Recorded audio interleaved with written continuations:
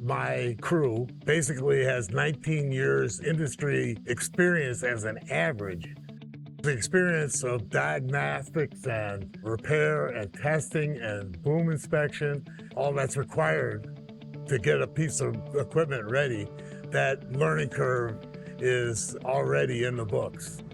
The truck behind me is being prepped for Putzmeister. In fact, Kriete's West building here was basically created to house the truck prep and the used equipment repair for Putzmeister. The programming's done, the axle configuration, the air tanks. We can pick up a pump when it gets to Putzmeister or a telebelt, drop it on and anchor it down. It's done before this truck leaves here or over there. I've been doing this for 48 years in one capacity or another. And that's still the exciting part about it for me, is that the potential growth is unknown.